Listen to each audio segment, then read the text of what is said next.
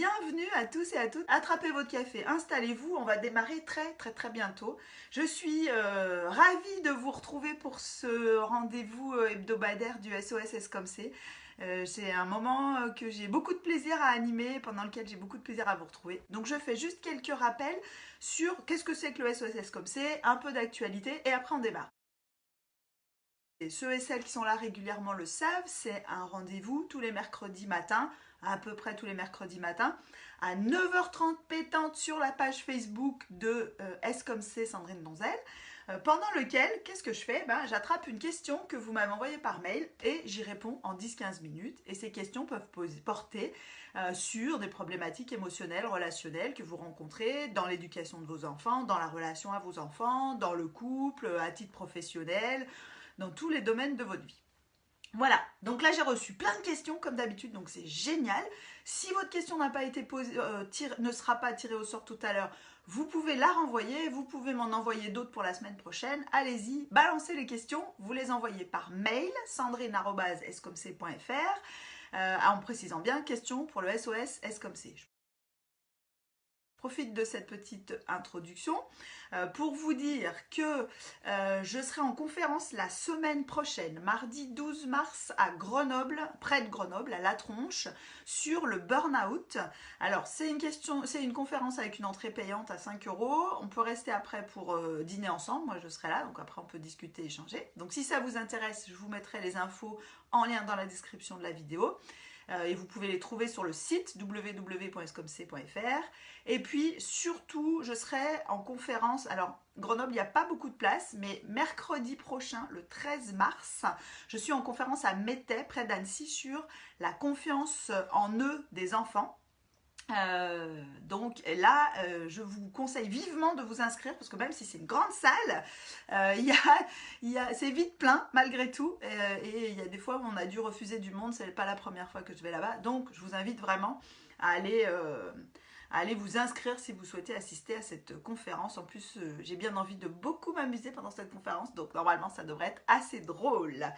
Bon, on démarre pour le SOS comme c'est, j'imagine que vous êtes là pour ça. Je vais tirer la question au sort, la question du jour. Voilà, j'ai trouvé un petit numéro qui est le numéro 6. Allons-y. Alors, quelle est la question numéro 6? Alors, c'est une question assez longue et qui porte sur le couple. Allons-y. Alors, cette question, alors elle m'a été envoyée par une personne que je vais nommer Carole pour les besoins de cette vidéo, prenons au hasard. Voici sa question. Donc elle me dit, la situation avec mon mari, donc question de couple, sont ok. Merci Mario, super. C'est une question de couple. La situation avec mon mari est très difficile. Nous sommes ensemble depuis longtemps, plus de 10 ans. C'est quelqu'un de très indépendant, qui a toujours fait beaucoup de sport, s'est toujours beaucoup investi dans ce qu'il fait, etc., etc. Les conflits entre nous à ce sujet ont commencé très tôt dans notre relation, avant même que nous ayons des enfants. Il était absent plusieurs soirs par semaine, le week-end aussi, pour des formations qu'il suit, pour les copains, etc., etc. Bon, c'était déjà difficilement acceptable pour moi sans enfant, je me sentais délaissée, pas aimée. Ce que je peux comprendre. Alors, elle poursuit. Quand nous avons eu nos enfants assez rapprochés, il n'a rien changé à son rythme. Bon, déjà là, c'est ennuyeux, hein? Mais j'y reviendrai après. Alors, je continue à lire. Je me suis retrouvée rapidement en difficulté dans la gestion de mes enfants. Comme vous le disiez dans votre article d'aujourd'hui, l'article de lundi en fait, probablement aussi parce que j'avais cette difficulté supplémentaire de conflit dans ma vie de couple. J'étais complètement submergée avec un deuxième enfant avec des problèmes de santé, multiples réveils nocturnes, on allait aux urgences régulièrement, je devais organiser les rendez-vous médicaux comme je pouvais avec mon premier enfant dans les pattes, il n'était jamais là, il me disait que je me noyais dans un verre d'eau. Évidemment, au milieu de tout ça, j'ai longtemps eu le sentiment de ne pas aimer mes enfants, là aussi, clin d'œil à mon article de lundi, me dit-elle. Aujourd'hui, il sort moins, ce qui est un réel progrès. Oui, il continue cependant à passer sa vie derrière son ordinateur, inaccessible, il travaille, mais dit lui-même que en fait c'est pour son plaisir, c'est-à-dire qu'il fait des recherches, travaille sur des sujets qu'il n'aborde pas encore actuellement. Donc en fait, ce que dit Carole, c'est que son mari sort moins, mais travaille sur son ordinateur, non pas pour des choses qu'il doit absolument rendre pour son travail, mais pour des choses en plus qu'il aimerait faire, qui l'intéresserait, etc. Il n'a jamais le temps de regarder un film, d'organiser des vacances, et toujours le sentiment de le déranger. J'ai donc encore bien du mal à avaler que son plaisir passe avant nous. Oui, bah ça, je vous comprends, Carole, que vous ayez du mal à l'avaler, franchement. Enfin, pardon, je ne veux pas dévoiler non plus ce que je vais dire après, mais plus je vous lis, plus intérieurement, ça boue chez moi. Bon, bref. Par exemple, ces dernières vacances, il a passé 4 jours dans la semaine à la bibliothèque. Bien. Je ne suis pas partie tant qu'il était encore temps. Alors la notion de tant qu'il était encore temps, je ne sais pas ce que c'était, probablement avant que vous ayez des enfants, parce que j'avais fini par intégrer son discours que c'était moi qui ne savais pas ce que c'était que la vie de couple et que je devais m'épanouir par moi-même. Oui, je pense qu'effectivement, il a beaucoup, par son attitude, contribué à appuyer le couvercle et à vous renvoyer la responsabilité de cette situation, ce qui, à mon avis, contribue au problème actuel. J'y reviendrai après. J'ai tenté de prendre sur moi, me dit Carole, d'accepter l'inacceptable pendant longtemps. Aujourd'hui, je pense fortement à une incompatibilité totale, mais je ne souhaite pas infliger une séparation à mes filles. Bien. Alors, je tente de prendre sur moi. Donc, en fait, vous avez, depuis le début, tenté de prendre sur vous, Carole. Je vous le dis. Vous le faisiez avant les enfants, vous l'avez fait depuis que les enfants sont là, et puis aujourd'hui, alors même que vous vous dites, bon, bah c'est foutu, vous continuez à tenter de prendre sur vous. Donc, je tente de profiter de cette vie qui ne me convient pas, mais inévitablement, je finis à un moment ou à un autre par exploser. Il est complètement imperméable à mes demandes, quel que soit le ton employé, la plainte, les hurlements, les messages jeux, les ultimatums, l'indifférence. Il se sent totalement dans son bon droit. Alors, à chacune de mes tentatives de changer la situation, il se renferme un peu plus, me dit que je ne suis jamais contente, fait la gueule des semaines durant. Il dit s'être battu comme un lion pour satisfaire mes demandes, mais que je ne suis jamais contente. La seule chose qu'il souhaiterait en fait, c'est mener sa vie comme il l'entend et que je l'accueille souriante et détendue. Il n'a plus aucun geste de tendresse, aucune attention, aucune compassion à mon égard. Nous n'avons évidemment plus de relations sexuelles et ça l'étonne beaucoup. Oui, moi ça ne m'étonne pas, mais enfin bon. Vous me direz, présenté comme ça, quel espoir. J'avoue que le tableau est assez, négatif. Je n'en ai aucune idée, me dit Carole, mais puisque je ne souhaite pas me séparer, je tente le tout pour le tout, en me posant une question dans le SOS comme c'est, j'imagine. J'ai aussi probablement mes torts. Ou pas, Carole, ou pas. Alors, merci Sandrine pour votre écoute. Je me permets de vous embrasser, c'est gentil, merci Carole. Et j'ai l'impression de vous connaître depuis si longtemps. Très bonne journée. Alors, Carole. J'espère que ce prénom vous plaît, hein. Je sais que c'est pas le vrai, mais bon. En fait, j'ai du mal à comprendre votre question, Carole. Parce que je n'arrive pas à savoir si ce que vous attendez de moi, c'est de vous dire « mais barrez-vous, Carole, cet homme vous maltraite » ou si c'est de vous aider à trouver une solution pour moins mal vivre une situation une relation de couple extrêmement difficile et dans laquelle vous souffrez. Si c'est la deuxième option, Carole, non seulement je ne souhaite pas le faire parce que je ne souhaite pas contribuer au malheur des gens, mais ça ne sera pas possible. Vous avez déjà expérimenté dans cette situation que une part de vous se rebelle à certains moments. Quand vous dites « j'ai tenté de prendre sur moi », en réalité, ce que vous faites, et vous me direz peut-être par mail après ce SOS comme c'est si j'ai vu juste ou pas, ce que vous faites, Carole, c'est tenter d'étouffer cette part de vous qui souffre de la situation. C'est tenter de lui dire « écoute, tais-toi parce que tu nous déranges ».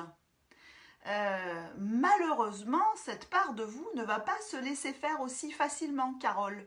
C'est pour ça qu'aujourd'hui encore, vous explosez sur lui, alors même que vous tentez désespérément de faire comme si ça n'avait aucune espèce d'importance pour vous. Et cette part de vous, elle vous rattrape inévitablement à certains moments parce que la situation n'est pas satisfaisante en l'état et que si rien ne change, elle ne le deviendra pas comme ça, par magie, comme par enchantement. Je suis désolée de vous le dire, Carole.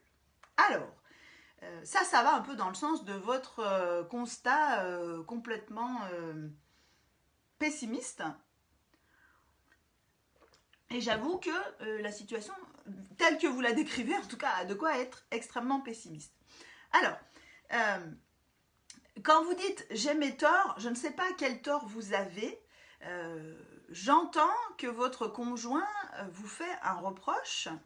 Il vous en fait probablement plusieurs, mais en tout cas, il vous en fait un déjà, que vous exprimez clairement, c'est « vous n'êtes jamais contente ». Alors déjà, jamais, dans une phrase, c'est difficile. La difficulté, c'est que cette situation dure depuis très longtemps. Que vous avez accumulé, de son côté à lui, je ne sais pas, mais de votre côté à vous, vous avez accumulé beaucoup de souffrance et de frustration depuis de longues années. D'accord? Ça fait plus de 15 ans que vous êtes ensemble et ça fait plus de 15 ans que vous accumulez des frustrations, de l'insatisfaction. Et donc, c'est possible que cette accumulation de frustration, d'insatisfaction vous conduise, et c'est naturel face à une accumulation émotionnelle, vous conduise à être de moins en moins objective par rapport à la situation et aussi à de moins en moins voir des signes faibles d'une éventuelle évolution positive.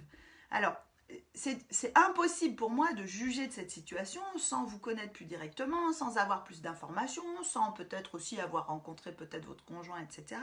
Mais dans les accompagnements de couple que je fais, je constate que cette accumulation nous rend effectivement moins objectifs.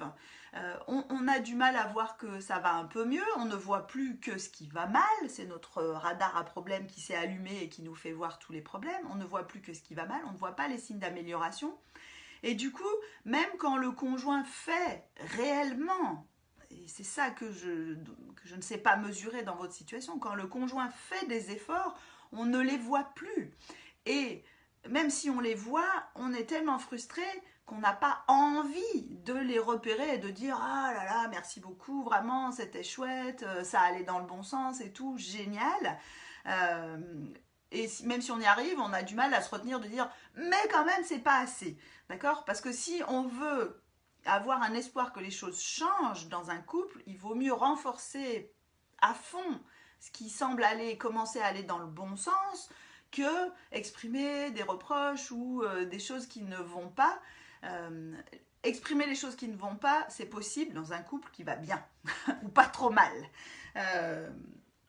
Je schématise un petit peu en disant ça, mais c'est ça l'idée. Donc c'est possible que cette souffrance, cette frustration que vous avez accumulée pendant des années vous rende moins objective. Donc si vous avez éventuellement un tort dans cette situation, c'est peut-être celui-ci, c'est que là, à ce stade, vous n'êtes plus capable de voir des évolutions positives. Vous dites par exemple dans votre message, alors je relis parce que c'est un réel progrès, il sort moins. Ce que vous ne dites pas, Carole, c'est est-ce que il l'a fait suite à vos demandes et que effectivement ça représente un effort énorme pour lui, auquel cas ça vaudrait peut-être le coup de le remercier, ou est-ce qu'il l'a fait simplement parce que c'est une question de contexte et que ça l'arrange, etc. D'accord? Parce que alors là c'est complètement différent et que réellement, visiblement, ce que vous lui demandez n'est pas possible pour lui, en tout cas il s'en fout royalement. C'est l'impression que ça donne de l'extérieur. Alors, j'ai peur en fait, Carole, que vous soyez prise dans une escalade d'engagement. Je vous invite, je mettrai en lien les articles dans la description de la vidéo, à aller lire deux articles d'une collègue à moi qui s'appelle Karine Aubry, pardon, sur son site Colibri Coaching. Et ces deux articles, c'est l'escalade de l'engagement et Spero et Godot. Et elle explique comment l'espoir et notre cerveau, c'est le fonctionnement de notre cerveau qui fait ça, comment l'espoir est un piège. C'est-à-dire que quand on a beaucoup investi dans une direction, beaucoup investi dans, par exemple ici, j'essaye de prendre sur moi en espérant que je vais finir par accepter positivement cette situation, quand on a beaucoup investi d'efforts, de temps, ça devient de plus en plus difficile de renoncer à aller dans cette direction. Et ça, c'est un vrai piège parce que du coup, plus on attend, plus c'est compliqué. Alors attention, je n'ai pas dit que prendre la décision de partir ou de changer quelque chose était simple. Ce que j'avais envie de vous dire, Carole, c'est la chose suivante. aujourd'hui, vous êtes encore, malgré vous, je l'entends, dans l'attente, dans la demande, vous êtes frustré de la situation et vous ne pourrez pas changer le fait que cette situation vous frustre. Ce n'est pas quelque chose qui est en votre pouvoir. On ne peut pas agir sur ces émotions. Ce qui pourrait vous rendre moins frustré, ce serait de voir que votre conjoint évolue, entre guillemets, positivement, qu'il donne des signes de un peu plus d'attention en votre direction, de un peu plus de temps pour vous, pour la famille. Ce que aujourd'hui vous ne voyez pas. Donc, ce que j'avais envie de vous proposer, moi, c'est, en tout cas la question que j'avais envie de vous poser, c'est si jamais vous vous mettiez dans la posture de réellement à 100% ne plus rien du tout lui demander. Au contraire, l'encourager à dire c'est génial, tu prends beaucoup de plaisir dans ce que tu fais, c'est super, je vais, c'est vraiment bien. Aller en fait complètement dans son sens. Est-ce que quand vous faites ça, vous observez ou vous allez observer une évolution positive? Est-ce que lui, de son côté, il se tourne vers lui, il montre des signes d'évolution, il s'occupe des enfants ou pas? Parce que si ce n'est pas le cas, il n'y a aucune chance que vous vous sentiez moins frustré à un moment donné.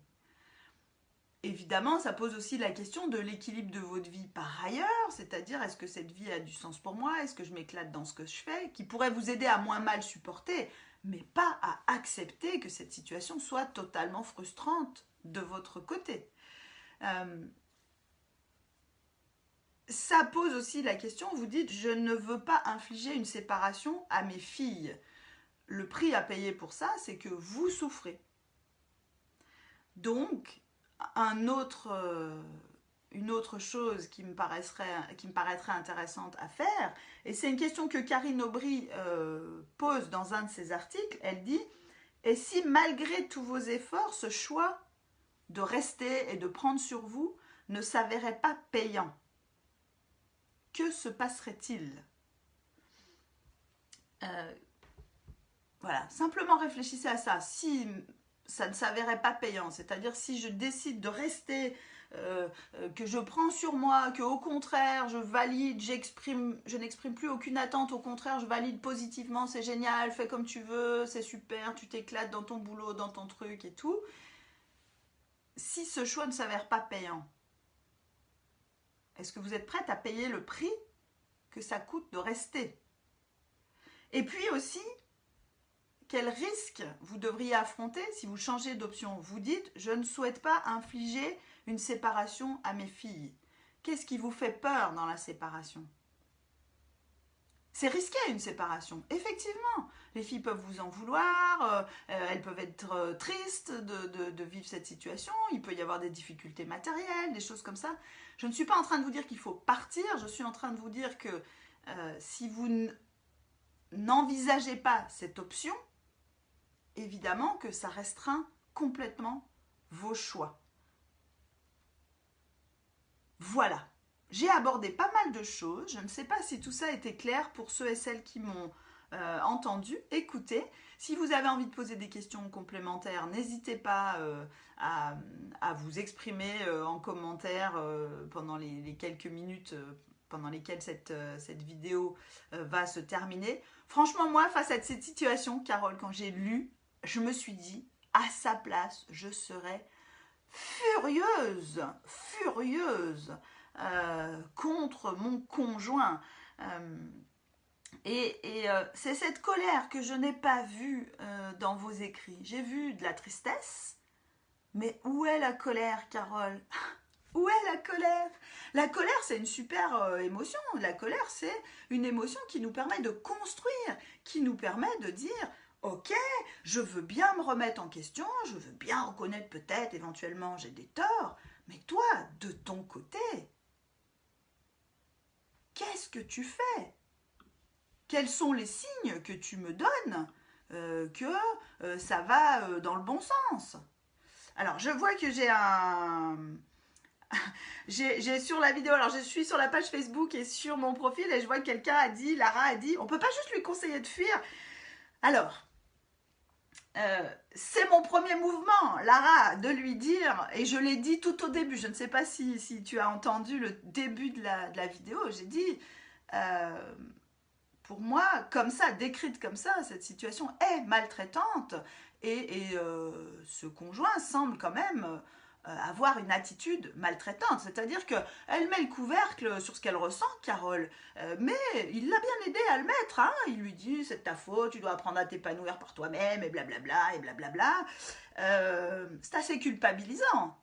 Donc, peut-être qu'un conseil que j'ai à vous donner, si dans votre relation conjugale, vous avez peur de votre conjoint, par moment, même si à d'autres moments vous n'avez pas peur, mais si par moment votre conjoint vous fait peur et que vous vous dites oh là là, hein, si votre conjoint vous culpabilise systématiquement, c'est-à-dire c'est toujours de votre faute, c'est toujours vous qui avez le problème et que lui, alors votre conjoint ou votre compagne, hein, ça peut marcher dans les deux sens, et que lui ou elle de son côté, c'est jamais son problème et que cette personne refuse même d'imaginer pouvoir changer, il ne s'agit pas forcément d'en parler pendant des plombes, quand même il y a un problème. Dans un couple, on vit forcément avec un certain nombre de conflits qu'on ne peut pas résoudre, avec lesquels on va apprendre à cohabiter, on va dire ça comme ça. Mais c'est quand même important que chacun donne des signes de j'entends quel est le problème pour toi, je fais des efforts. Là, ce monsieur dit je fais des efforts, mais Carole ne les a pas vus, les efforts en question. Où sont-ils voilà, peut-être on peut lui demander aussi. C'est dommage, j'ai Dia qui me dit le son est faible. Bon. Peut-être qu'on peut lui demander aussi à ce monsieur de dire mais chaque fois que tu fais des efforts, est-ce que tu peux me dire tiens là j'ai le sentiment de faire un effort pour que je puisse mieux les voir puisque moi je ne les vois pas. S'il ne vous dit jamais rien, ça veut dire qu'il ne fait pas souvent des efforts. Hein, pardon, mais voilà. Donc il ne faut pas non plus tout prendre sur vous. Je ne sais pas si du coup ça répond à la question de Lara, mais elle a quand même en partie raison sur le fait que, bon, cette situation laisse quand même un petit peu à désirer. Mais prendre la décision de partir, ça veut dire affronter les risques, peut-être préparer des choses pour se dire comment est-ce que je fais pour partir, est-ce que financièrement je suis ok. Alors, Adriana me demande, est-ce que éventuellement le comportement du conjoint peut être assimilé à celui d'un pervers narcissique? Alors, moi, je ne dis pas que les pervers narcissiques n'existent pas, mais c'est une étiquette que je répugne un petit peu à utiliser, non pas pour défendre les pervers narcissiques, mais surtout parce qu'une fois qu'on a commencé à envisager les choses sous cet angle, il devient très difficile de détricoter la situation. C'est-à-dire que si vous vous mettez à la place du conjoint qui est en face, et imaginons que ce ne soit pas un pervers narcissique. Une fois que vous lui avez collé cette étiquette, quand bien même il va commencer à faire des efforts positivement pour essayer de dire voilà, tiens, regarde, je fais des efforts, j'essaie d'aller dans le bon sens, vous allez vous dire ah oui, mais en fait c'est une tentative supplémentaire de manipulation, et donc je trouve que ça bloque complètement le système. Je vous mettrai là aussi en lien un article, un texte qui a été écrit par un autre collègue à moi qui s'appelle Guillaume Delannoy, qui est responsable de l'antenne de l'IGB en Suisse, à Lausanne, qui était hyper intéressant justement sur le risque à utiliser l'étiquette de pervers narcissique. Ceci étant dit, dans la description que me fait Carole, je ne sais pas si c'est un pervers narcissique, mais en tout cas narcissique qui aime bien faire passer son plaisir avant celui des autres et qui ne voit pas pourquoi il se remettra en question. C'est ce qui transparaît, mais ça suppose d'aller un peu plus creuser. Alors Delphine me dit, ça me parle beaucoup, problème de réciprocité dans la relation. Oui, c'est un problème de réciprocité dans la relation. Alors la difficulté, c'est que quand je fais des efforts, j'ai toujours l'impression qu'ils sont plus importants que ceux de mon conjoint ou de ma compagne. C'est bien ça la difficulté. Donc là, évidemment que pour éventuellement détricoter ça, ça demande souvent du travail et du temps. Je veux dire, c'est une situation qui dure depuis 15 ans. Ça ne va pas forcément se résoudre comme ça, en un claquement de doigts. Bien sûr qu'on peut se dire c'est important que chacun trouve son équilibre personnel.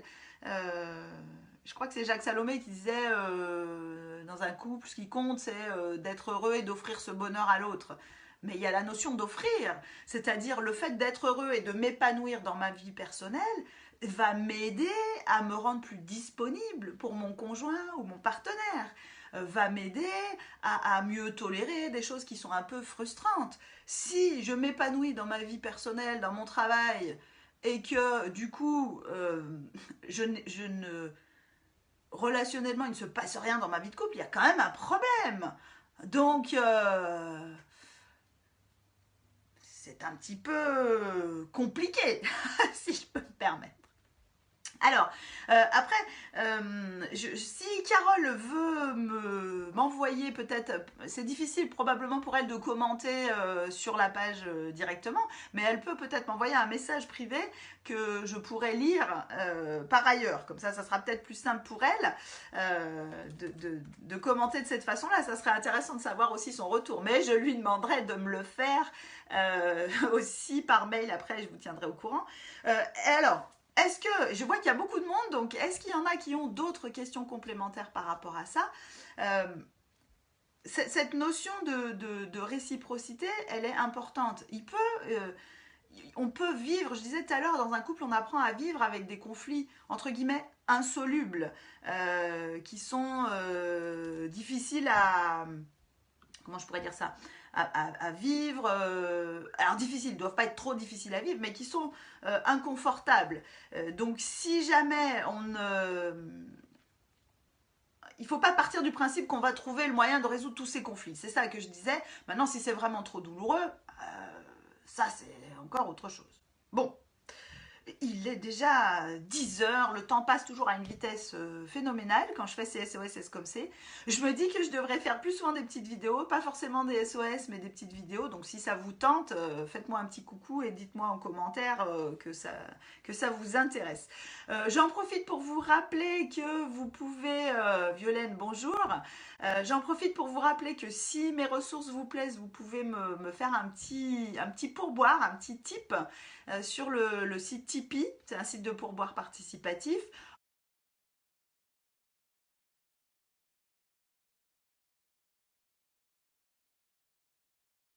Alors, je regarde la question. Dia me dit, quand je dois prendre une décision, je demande l'avis de mon mari. Il ne se prononce jamais. Que dois-je en penser? Qu'il est chiant. euh, euh, Qu'est-ce qui fait qu'il ne se prononce jamais? Sérieux, est-ce que vraiment souvent les gens qui ne se prononcent pas ne souhaitent pas prendre de risques. Euh, et sérieux, c'est pénible. On est quand même deux. On est quand même dans une relation de coopération. Je ne lui demande pas, Dia, j'imagine que vous ne lui demandez pas de prendre la décision à votre place. Vous lui demandez son avis. Qu'est-ce que tu en penses? Quel est le point positif? Quel est le point négatif? Qu'est-ce que tu ferais à ma place? C'est une information supplémentaire qui va vous aider à prendre votre décision. Refuser de se prononcer, c'est refuser d'aider. Dia, il ne prend pas de risque. Eh bien, peut-être lui avez-vous posé la question de dire, moi j'ai besoin que tu prennes des risques. Que tu prennes des risques avec moi. S'il ne prend pas de risques, c'est quoi? Il a peur que vous lui fassiez des reproches après? Ou c'est plus généralement comme ça dans sa vie? Bon, je vois que le couple, ça pose plein de questions, donc n'hésitez pas à m'envoyer pour la semaine prochaine vos questions sur le couple, ou à me faire des suggestions aussi en commentaire, en mail, par message privé sur la page, parce que ça peut aussi m'aider à trouver des idées pour les articles du blog qui paraissent tous les lundis, je vous le rappelle. Et si vous avez envie que je fasse des petites capsules vidéo aussi, faites-moi un petit coucou. Je vous remercie à tous et à toutes de votre attention, c'est toujours vraiment chouette de vous retrouver comme ça en live. Et je vous dis à la semaine prochaine, à lundi pour un nouvel article sur le blog et à mercredi prochain pour une nouvelle vidéo.